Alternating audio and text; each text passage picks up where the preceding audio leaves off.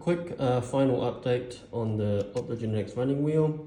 So we've got a custom-made electronic enclosure with a BNC port that's just compared to a very basic pet shop hamster wheel. You can see underneath here we've got the light sensor and the reed switch and the magnets. So the magnets turns and triggers the electronics below through that reed switch. This is all tucked in underneath and so cannot be accessed by mice essentially. If we look underneath, we take the lid off. And we have our electronics component inside. There's actually two boards. There's the main feather and a custom-made PCB underneath.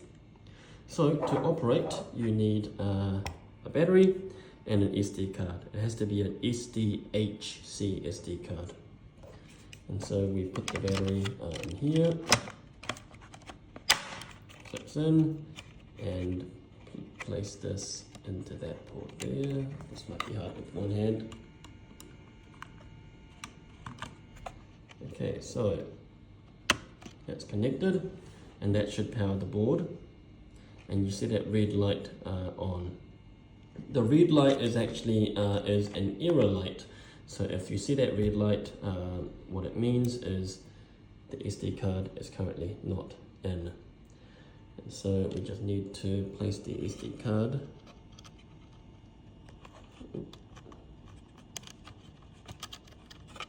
Okay, so as soon as I insert it, it should, there we go. And now the red light is off. So if you don't see red light, good. Red light means bad. Close up the lid again.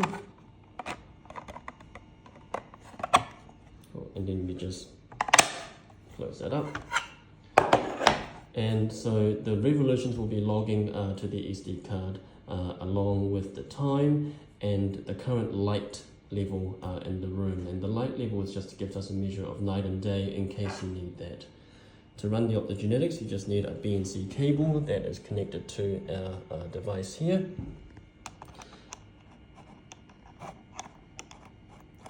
One-handed, not the easiest. Okay, cool, that's all connected now. So the LED frequency and the pulse width, that is not driven by your Optogenetics system, that is coded into the board itself. And we've set it to 20 Hertz and from memory it was 20 milliseconds as requested.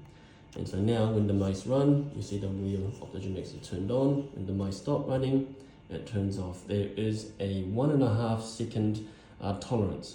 So the wheel has to be inactive for 1.5 seconds for the Optogenetics to turn off. And so once again,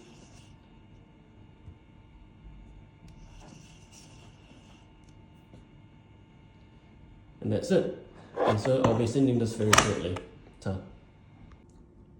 One thing I forgot to mention is in order to charge, you need to plug in a USB mini into this port here, and that will charge the battery, and that's indicated by that yellow light here.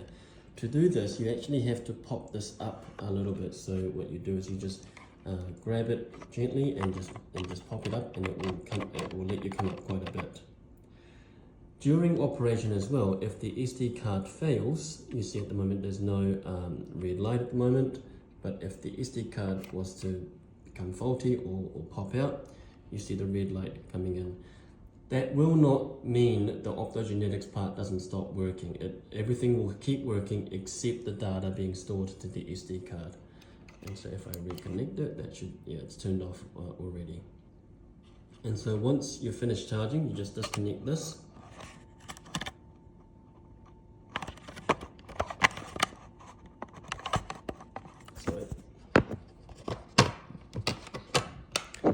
Okay, so that's been disconnected, and then you can just push this back down, and you can pop it up by holding here and then just bringing it up like that as well, just like that.